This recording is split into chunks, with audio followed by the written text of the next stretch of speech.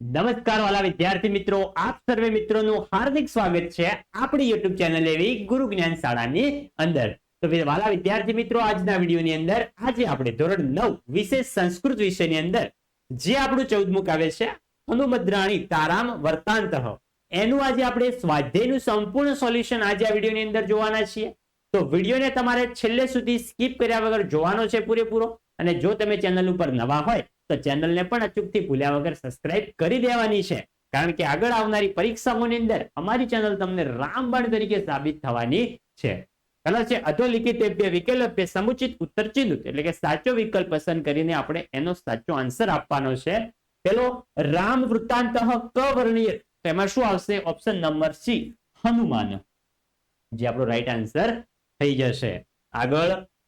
આગળ છે બીજો કે તારાદીપઃ કહ, તારાદીપઃ કહ, તેમાં જવાબ આવશે ચંદ્રઃ। અને મિત્રો, જે આ એમસીક્યુ વાળા પ્રશ્ન છે એ તમને પરીક્ષાની અંદર 1 માર્ક્સમાં પૂછાય તો પણ આપણને આવડવા જોઈએ, અને એમસીક્યુ માં પૂછાય તો આપણને 100% આવડવા જ જોઈએ। અને વિદ્યાર્થી મિત્રો, હજુ સુધી તમે ફર્સ્ટ વાર વિડીયો જોતા હોય ને આપણા વોટ્સઅપ ગ્રુપની અંદર જોઈન ના થયા હોય તો વિડીયોના ડિસ્ક્રિપ્શન બોક્સમાં તમને આપણા વોટ્સઅપ ગ્રુપની લિંક આપેલી છે, તો અચૂકથી ભૂલ્યા વગર જોઈન થઈ જજો, જેથી કરીને આવનારી દ્વિતીય પરીક્ષા છે, વાર્ષિક પરીક્ષા છે, એની અંદર તમને સારો એવો લાભ થશે અમારા વિડીયોથી। બીજો છે કામરૂપિણ કે આસન, તેમાં આવશે ઓપ્શન નંબર એ રાક્ષસાહ કામરૂપેણ આસન। આગળ વધીએ, આગળ છે ચોથો કુંજરઃ શબ્દસ્ય પર્યાયક, કુંજરનો અર્થ શું થશે? તો કુંજરનો અર્થ થઈ જશે ગજઃ, હાથી। પાંચમો છે આયતમ શબ્દસ્ય ક અર્થ, આયતમ શબ્દનો અર્થ શું થાય? તો આયતમ શબ્દનો અર્થ થશે ઓપ્શન નંબર સી વિસ્તૃતમ, જે આપણો રાઈટ આન્સર છે।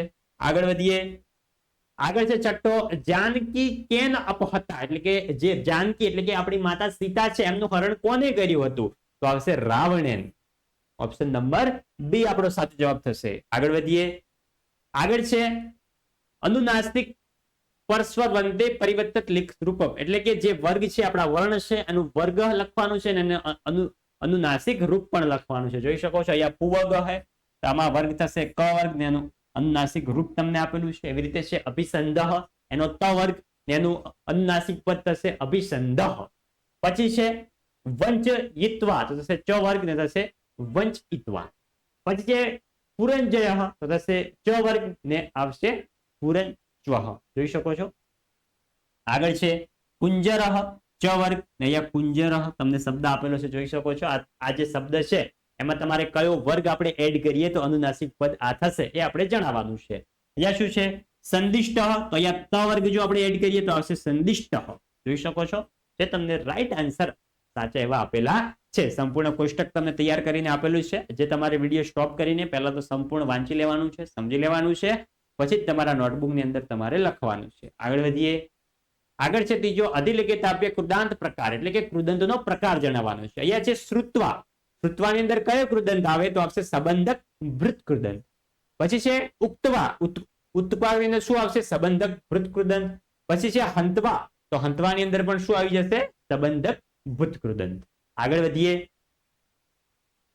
આગળ છે રેખાંકિત આદિત્યન પ્રશ્નાર્થ વાક્ય રચ, એટલે કે જે રેખાંકિત કરેલું છે જેની નીચે અંડરલાઈન કરેલી છે એ શબ્દ નીકાળી આપણે પ્રશ્ન વાક્ય બનાવવાનું છે। અહીંયા શું છે દશરથ પુણ્યશીલ આસિક, તો અહીંયા જે દશરથ જે છે એ આપણે નીકાળી દઈએ તો આપણું પ્રશ્નાર્થ વાક્ય શું બને?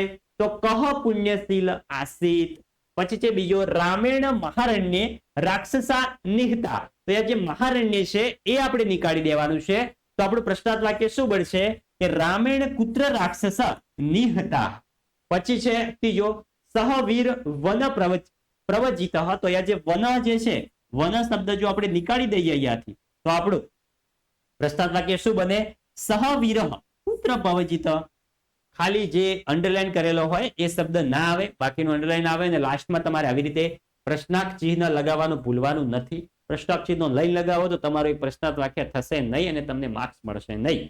અહીંયા છે પાંચમો ઉદાહરણ રૂપેણ શબ્દ રૂપેણ પરિચય કરત, તો અહીંયા જોઈ શકો છો ધર્મસ્યનો એનો મૂળ શબ્દ શું છે? ધર્મ। એનો અંત શું છે? અકારાંત। એનું લિંગ શું છે? પુલ્લિંગ। એની વિભક્તિ કઈ છે? ષષ્ઠી વિભક્તિ। અને એનું વચન કયું છે? એક વચન। એવી રીતે તમને છે મૃગિયામ, બહવ, માયાવા, વિશાલક્ષા અને વૃદ્ધસ્ય, એના અલગ અલગ તમને શબ્દ આપેલા છે, એના મૂળ શબ્દો છે, એનો અંતઃ શું છે, એનો કયા લિંગમાં આવેલો છે, કઈ વિભક્તિ છે અને કયું વચન છે, એ તમને સંપૂર્ણ કોષ્ટક અહીંયા તૈયાર કરીને આપેલો છે, જોઈ શકો છો. જે તમે વિડીયો સ્ટોપ કરીને મિત્રો તમારે સારી રીતે સમજીને પછી લખવાનું છે, બેઠે બેઠું કોપી પેસ્ટ નથી કરવાનું.